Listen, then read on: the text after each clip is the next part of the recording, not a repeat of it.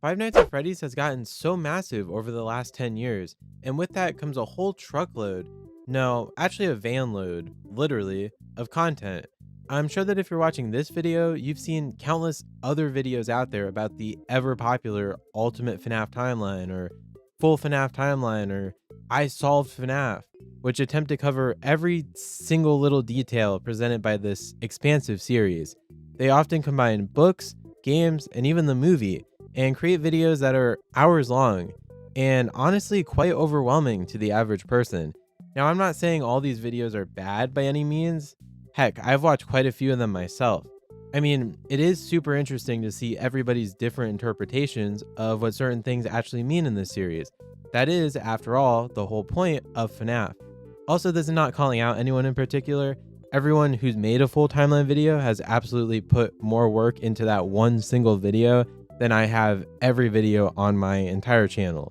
They're fun to watch, but today I want to take a step back from the modern mess that is FNAF lore and take a different approach to that kind of video.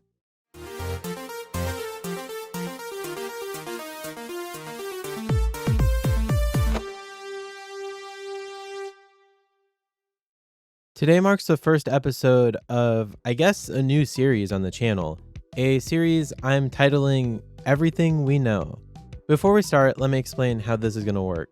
We will be going through the entire series one piece at a time, every game, book, and even the movie, starting in this video with the original Five Nights at Freddy's. We will be looking at this game alone, with no context from anywhere else in the franchise, picking out every detail that may carry any amount of lore or story significance. Basically, I'm looking at the game as if it's just released, and there is nothing else yet in FNAF. After finding everything in the first game, I'll look into what questions the game wants us to ask, what answers we receive for said questions, and what remains unanswered by the end of the game. If that all sounds too complicated, don't worry, you'll understand better as we go along. Before we get into it, please consider liking the video and subbing to the channel. The goal is to do one of these videos for every single piece of media in the series, and showing your support lets me know that you actually want me to do that. Also, follow me on all these platforms at FNAF Merch Plus. With this rather long intro out of the way, let's dive headfirst into Everything We Know, Episode 1, Five Nights at Freddy's 1. So where do I even begin with something like this? Well, at the very beginning, of course, by hitting New Game on the main menu. This presents us with a newspaper ad for the night shift at none other than Freddy Fazbear's Pizza. Calculating out the pay, we are earning $4 an hour. Besides that, the clipping doesn't reveal anything relevant to this video. Onto the actual game, the phone starts ringing almost immediately. For this video, we will be referring to the voice as just Phone Guy. This is because, as mentioned earlier, we are not using any details from anything that wasn't released yet in the series. If you're confused, the week before names Phone Guy, but because this book came out after FNAF 1, it will not be used to fill details in this video. I hope that makes sense. Anyways, Phone Guy is quite an intriguing character. We learn that he worked the night shift before us, and throughout the night he talks about his rather extensive knowledge on how the animatronics in the pizzeria act. He refers to the company as if he's not in that high of a position, yet he knows all about the characters. He also has company-created explanations for why the animatronics act as they do, but we'll get to those a little later when actually talking about these characters. Perhaps the most interesting thing he says is on the very first night, talking about an event called the Bite of 87. But then there was the Bite Was of that the 87. bite of 87? Yeah. This is the first major mystery of the entire series. It's stated that the person that got bit lived without their frontal lobe, and that the animatronics were walking around during the day until this incident occurred. Let's put a pin in this and see if we get any more information later in the game. On night 4, our friend on the phone gets stuffed into a suit, and night 5, we get a slowed down and reversed phone call. It was originally an excerpt from Autobiography of a Yogi, which seems to have no real relevance to anything in Five Nights at Freddy's. That's all we can gather from the Phone Guy, so on to the endings of the game. Don't worry, we'll get to Freddy and Friends soon enough. This game has 3 endings, if you want to call them that, but they're really just pieces of paper. Like, literally, look. Anyways, the overtime check is kind of irrelevant here, so let's talk about Night 5. Here's the check, and as I'm sure you know by now, this gives us 2 details worth talking about. First is the name, Mike Schmidt. That tells us the name of the player, but without any other clues as to who we are, that's all we can gather is his name. The other somewhat important thing on this check is the date. Of course, we can't get a year, that would be far too easy for FNAF, but we do get a day and a month, November 12th. In the questions part of this video, we will go over what years this could imply. The other ending in this game is upon beating the custom night. You get fired and are given 3 reasons for this: tampering with the animatronics, general unprofessionalism, and odor. How any of these could actually be true, considering we never touch the robots and never interact with anyone else in the company, I don't know. What I do know is that we now have all the information we ever really get about the player, which isn't much. Let's pin all this info to our board and move on to the company behind it all. Fazbear Entertainment isn't actually brought up that much in the first game, so we don't really get to know a lot from this game. We work for the company, and they made the animatronics, and, well, that's pretty much it. The interesting thing about this company is actually the history that goes behind it. There are 2 major events that we learn happened to Fazbear Entertainment. The first is the Bite of 87, which we already mentioned when talking about the phone guy. The second event, and the biggest in the first game, is the missing children's incident. We only get 4 newspaper clippings, but they contain a lot of information. Here's what we can gather.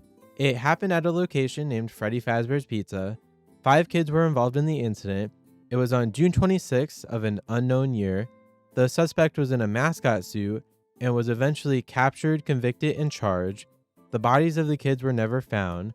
The location was then threatened with shutdown due to the animatronics smelling bad and oozing bodily fluids, eventually shutting down.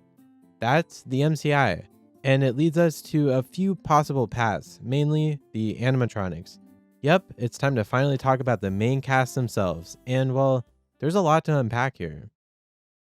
You wouldn't know their names just from the main game alone, considering Freddy is the only one mentioned during the phone calls, yet these 6, yes 6, characters are one of the most important things in FNAF 1. I mean, obviously they cause everything to happen, but like, you'll see.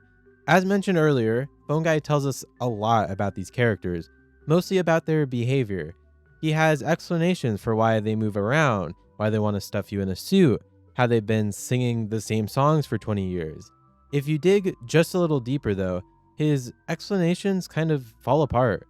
For example, the animatronics try to stuff you in a suit because since that's against the rules here at Freddy Fazbear's Pizza, because they see you as a blank endo. There's a blank endo in parts and services, so that just doesn't add up because they never touch this endo. It's also implied that one of these characters did the Bite of 87, being stated as the reason they don't walk around anymore. They used to be allowed to walk around during the day too, but then there was the Bite of 87. The context given by Phone Guy is not the only thing we learn about the animatronics though. Through gameplay and observation, we can see the characters stare deeply into the cam sometimes, most notably Bonnie. These characters do a lot of staring actually, weird for machines that shouldn't really be observing anything. Freddy here is very clearly aware of you watching him on cams, which is just another detail that makes what the Phone Guy said not add up. I'm not going to do too much theorizing here though. The point of this video is to point out all the details that may be important in FNAF 1, and these behaviors, whatever you make of them, are indeed important. Let's cover some other, more random details about these characters. Chica and Bonnie can be seen glitching out and making some rather disturbing sounds. Foxy is broken down, and Pirate's Cove is completely out of order. What's the deal with that? What caused that to happen? There are drawings in the office featuring these characters. Interestingly enough though, these can only ever show Freddy and Bonnie for some unknown reason. Freddy can be seen hiding in the girls' bathroom. Now, all these are cool facts, but there's one character we haven't really mentioned, and that's Yellow Bear. You probably know him better as Golden Freddy, and he's the most interesting character here.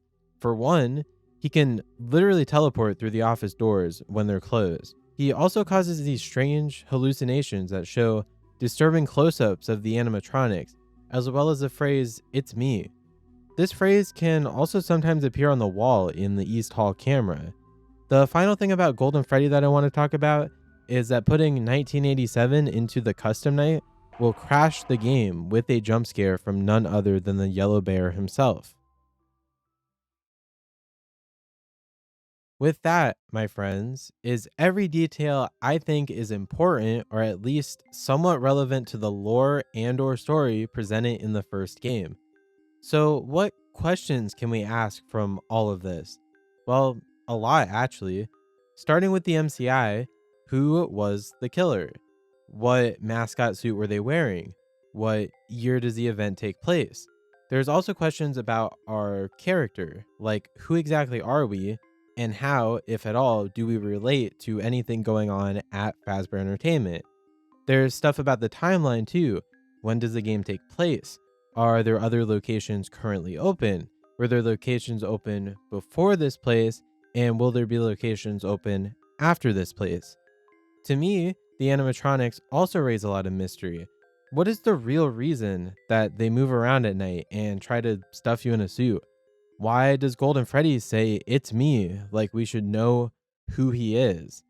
Why is Foxy shut down and out of order? Finally, the phone guy. Why does he know all this stuff about the animatronics? What is he not telling us? Okay, I know I just listed off like a bunch of questions, an overwhelming amount, but that's kind of the point of the video. I'm figuring out all of what FNAF 1 presents to the player and what mystery the game was trying to show us at the time of its release. So, can we actually safely answer any of these questions? Well, not really. We can make some good assumptions, sure. You can say that the 5 kids and the 5 robots make, the kids are in the robots, they had mucus and stuff coming out of them. Sure, that makes sense. But for the purpose of this video, for now, I just want to point out the facts that are confirmed and not do any amount of theorizing. So, because of that, we can't really answer any questions. Now, eventually later in this series of videos that I'm making, I want to go back, maybe after we look at Ultimate Custom Night, and kind of combine everything together into one bigger like theory video connecting all the dots that we create. That's why I'm making this board here, because I want to connect all the dots at the end from every game and book that we go over. That way we have one big chart, and it looks really cool, and it's also very useful for pointing out any connections that the series has. I hope that all makes sense to you. If not, then ask me about it in the comments because I'll explain it to you better. I'm better at visualizing things than actually saying them, but I will try my best to answer any questions you have in the comments. So then, this is our final board of everything we can gather from Five Nights at Freddy's 1. Considering what other games are probably going to bring us, this board is actually pretty simple and small. I will be creating a chart like this one, like I said, for every single game and book in the franchise with the intent of connecting all the points once we get through everything this series has to offer. Again, the goal here is to give a fresh start of sorts to theorizing within the community. Quick note at the end here, the reason I'm doing this is because there's so many like set in stone kind of answers that the FNAF community has to a lot of questions, and I really want to see if I can challenge some of those because some of them like just aren't that satisfying to the story. And FNAF doesn't have to be a satisfying story. I'm not saying it has to be. FNAF has a great story, it's got great lore, and I wouldn't ever change anything about it, to be honest.